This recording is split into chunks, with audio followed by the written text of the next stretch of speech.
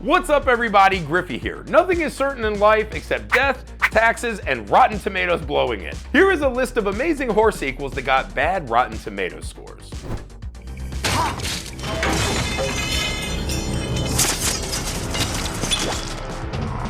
How can you not love seeing two titans of horror crossing blades? Freddy vs. Jason follows a weakened, nearly forgotten Freddy Krueger, who poses as Mrs. Voorhees to awaken Jason and aim him at Springwood. With teens being murdered by the boatload, Freddy regains his powers, but finds Jason won't go back to sleep. You remember as a kid when you could pull two characters out of a toy box, smash them together and create a story?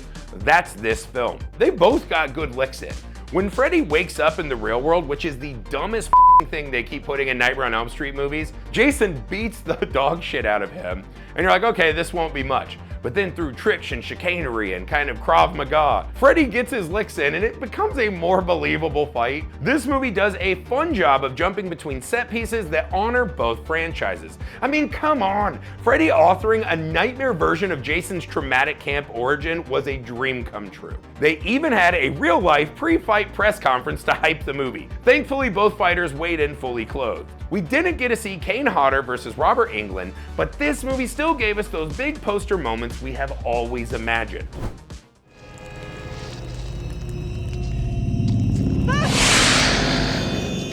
Like Ernest, Ripley goes to jail and it makes for an interesting change of pace for the franchise. Alien³ finds Ripley crash land on a prison planet with an all-male population. As if that wasn't bad enough, the xenomorph has joined for yet another human buffet. I mean, it was a nearly impossible task to do a good sequel to Alien, and then we got Aliens. I think as fans we became spoiled.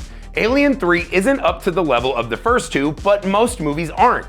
This is the movie where Ripley's cursed relationship with these monsters seems to really solidify. This was a lady who was just kind of a second-in-command middle manager of a ship, right? And within 3 movies, her entire existence has been shattered and destroyed across centuries. She's just been asleep, and every time she wakes up, it's a brand new nightmare. Her dreams of a new life with Newt melted on an autopsy table, surrounded by criminal men and xenomorphs, we see a real darkness creep into Ripley. Did I want to see her wrestle Tywin Lannister? Absolutely not, but it feels like a real, messy human response to the heaping helping of bullshit she has been served. The corporate monsters trying to persuade her to help them save the monster amidst so many dead humans is classic Alien. I always get choked up as Ripley, despite the cruelty of humans, still tries to save us. Watching the alien want to get away from her proves she is the baddest woman in horror. No brain, no pain. Think about it. How do you follow up one of the most emotionally devastating horror films of all time? By making a manic flick where the undead are gleefully massacring everyone who they find on the road. Pet Semetery 2 begins... I live just across the road. That road. You want to watch out for that road. It's that damn road. Pet Semetery 2 begins with a new veterinarian in town after the horrifying death of his actress wife. We also have a greasy stepdad cop who kills his stepson's dog for eating his rabbits. No worries, just a quick trip up to the ancient burial ground and a sequel is born. Pet Semetery 2 decides for full zombie anarchy. Clancy Brown is absolutely diabolical in this film. He's creepy when he's just tending his rabbits, but as a zombie he really unleashes his madcap fury on this film. This movie feels like you fed the plot of Pet Semetery into an AI powered by Monster Energy drinks and Zen. Sometimes Dad isn't bad off, but it's pretty damn fun. It's all happening. Michael's masterpiece. The new Halloween trilogy truly divides fans across the board. It felt like each movie found a new way to ignite arguments in the fan base. I remember the mocking chants, "Evil dies tonight," as this movie was discussed. I personally found This Night That Michael Came Home to be an interesting addition to the tale of Haddonfield. I like some of the fan service tying the new movies to the old movies, right? I like the going back and seeing the sheriff who was there the night Michael first killed. I really like the homage to Donald Pleasance, right, where they brought in an actor to replicate that classic performance of Dr. Loomis. To me, this movie walks a beautiful line of being violent, being gory, paying fan service, and more than anything, adding some new ideas. Is it all perfect? Absolutely not. But that's Halloween. I loved the kills in this film. R.I.P. to the legends Big and Little John. However, what I found so interesting in this film was turning Haddonfield into a character. Watching these traumatized citizens revolt as their trick-or-treating is once again ruined was captivating. Of course these people want evil to die tonight. Who would want this specter looming over their whole lives? But as the saying goes, beware that when fighting monsters, you yourself do not become a monster.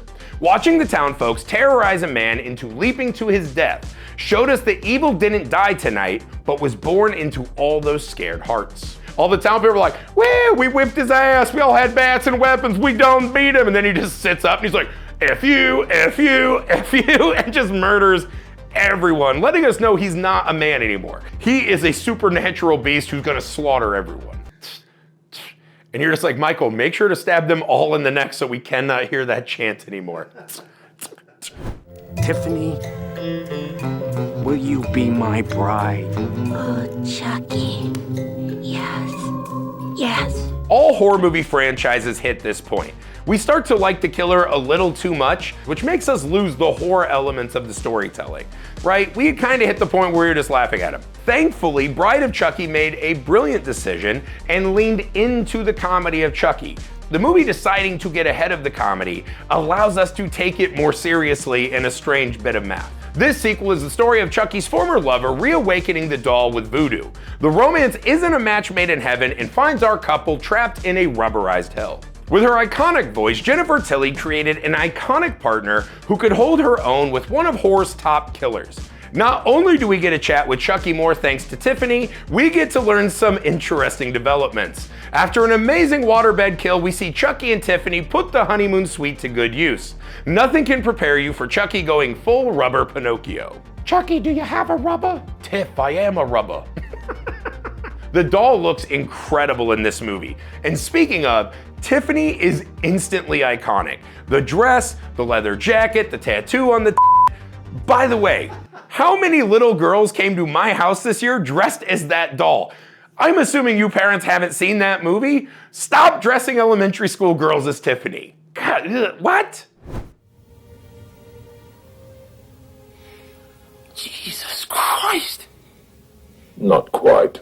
By part 3 of the Hellraiser franchise, we drop all the Lovecraftian overtures and Clive Barker's sensibilities and unleash Pinhead to become a more traditional slasher. It isn't as deep as the first 2 entries, but sometimes I don't want to run through a labyrinth of convoluted mythology. Occasionally, it's nice to see a horned-up hell priest lay waste to an entire nightclub. Hell on Earth begins with Pinhead stuck in a sculpture called the Pillar of Souls. When a nightclub owner and pervert buys the pillar, he finds Pinhead still has a hunger for the flesh. A television reporter sees an ER visit full of hooks and chains and sets off to uncover the mystery. Hellraiser 3 is most notable to me for the exploration of Pinhead's human story. Through dream sequences, we talk to Elliot Spencer. We learn that it was the trauma of World War I that caused this soldier to seek the pleasures of the flesh and eventually become Pinhead. Now that Pinhead is unleashed and his last bit of humanity is severed, he will be totally consumed by his appetites.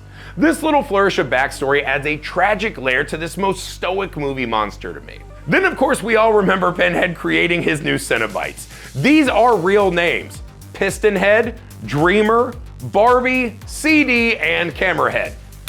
Poetry. While their names may be flaccid, these new goofball Cenobites and their powers make me happy every time. This was the closest we came to being in on the joke. The idea that people are all full of kinks, and that instead of kinks, their jobs become their Cenobite outfit, is just hilarious, right? Camerahead just having a camera eyeball that creates telekinetic fires is funny. A bartender who makes acid in his little Tom Cruise cocktail shaker is funny. A little sad girl who now is part of the labyrinth of Leviathan, and her great power is putting cigarettes out on her arms. I mean, come on, this is funny. I am the way. Maybe not to a high Rotten Tomatoes score, but definitely to my heart. From the Emerald Isle to your place in the hood, on the man of green come to do no good. You have to know when you go to buy a ticket or rent a movie called Leprechaun in the Hood, you are expecting a certain kind of movie. My contention is to you, if you go into that movie expecting something like The Phantom Thread, that's a you problem. I love that there is literally no premise too insane to become a Leprechaun movie. Warwick Davis's performance as the titular Leprechaun is apparently evergreen to me. Leprechaun in the Hood is the story of a pimp played by Ice-T named Mac Daddy Onassis, who acquires the Leprechaun's golden mind control flute and gains fame and fortune. When a group of struggling young rappers steal the flute and awaken the monster, we set the stage for blood-soaked hip-hop beef. From the moment you hear the title, you know this movie will be an odd mix. I think it's a great credit to the cast who all play this premise deadly serious, and somehow it's a perfect blend. Changing the setting and the characters the Leprechaun encounters completely rewrites the comedy of this whole premise. Gold chasing can only go so far. The pursuit of a gold record is a fun new version of the same old game. I'll take it from you, homie, you'll see, because you know the Lep's the real OG. I mean, come on, how can you not like that? I don't know about this one, man. Come on, dude, come on, you've got it. I will say this. There is not a universe, there is not a snowball's chance in hell I thought this movie would be as high as 33%. That makes me happy. That gives me a little bit of hope for Rotten Tomatoes. I wish I'd never been born. As you wish. We find ourselves again behind bars in a horror sequel. If you think about it though, all the Wishmaster movies find the djinn in jail. Just turns out that real jail is a more fun setting than a crystal. After an art robbery goes awry, the djinn is released only to be falsely imprisoned for the crime. The djinn begins to gather souls and power as the Hot Topic art thief and Creed music video looking priest try to stop him. I adore that Andrew Divoff gets to shine outside of the mask in this movie.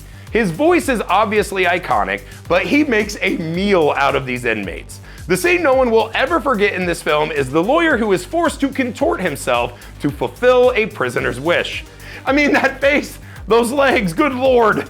The subplot of the art thief who needs to cleanse her soul, but still seduces our butt rock priest, it all comes to a head in a casino with Russian mobsters and CG Jesus allegories that had me wishing for more.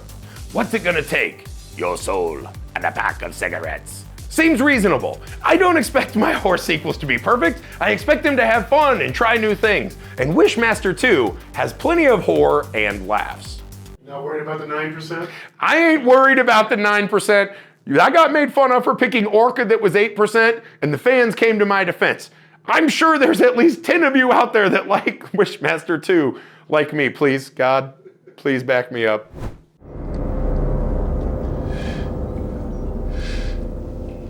You are one ugly mother.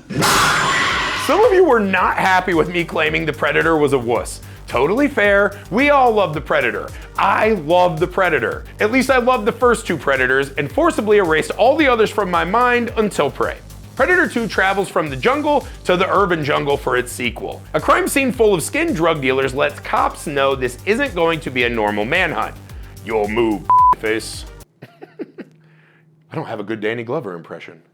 I've been too busy working on my Busey. I am criminally offended by what Rotten Tomatoes has done here. This is a great sequel.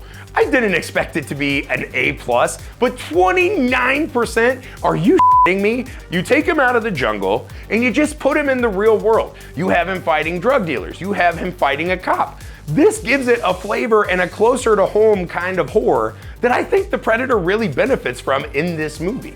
Danny Glover gives an incredible performance at the core of this film, proving he wasn't too old for this. I don't have a good Danny Glover impression. Another fun wrinkle in this film is we hear the Predator say, mother and happens. I'll never forget the finale when we entered the Predator's ship. We see a xenomorph head on the wall of trophies, we see more hunters, and Danny Glover is given a pistol from 1715 as a trophy, letting us know this franchise has unlimited amounts of hunts to prey upon for sequels. Prey went back to the formula. Get a great actor who has some combat skills, even if it's just hunting, and put them versus a Predator. Great actor versus a Predator in an arena that is fun.